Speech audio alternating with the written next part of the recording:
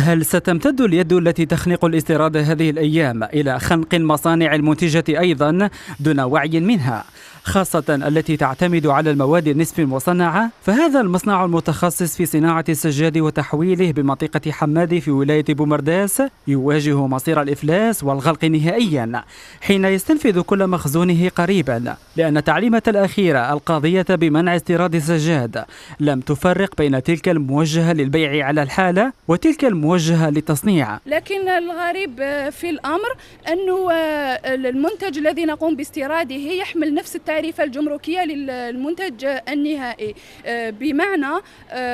بمعنى المادة النصف مصنعة لها نفس الرقم مع المنتج النهائي. في هذه الحالة نحن مهددين بتسريح أكثر من 300 عامل. كنا قد بدأنا في استيراد الآلات من أجل الوصول إلى الإنتاج بنسبة 100%، إلا أن هذا القرار والتصدير لدول الخارج، إلا أن هذا القرار صدمنا ووقف العملية.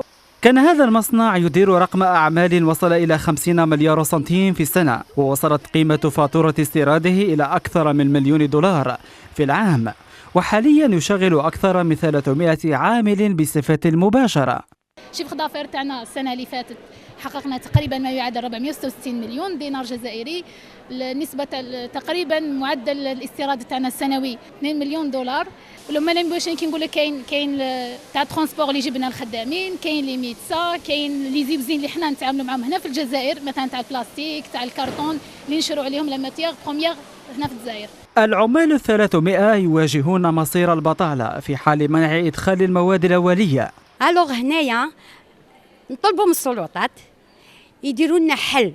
هاد العمال وين يروحوا؟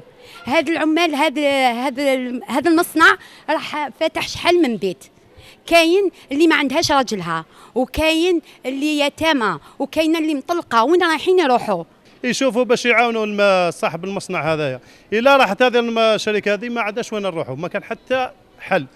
وتواجه الحكومة هذه الأيام انتقادات كبيرة من طرف الخبراء والمتعاملين الاقتصاديين بعد حملة الحرب على الاستيراد مست بعض المواد الأولية التي أدرجت أيضا في القائمة والموجهة للتصنيع.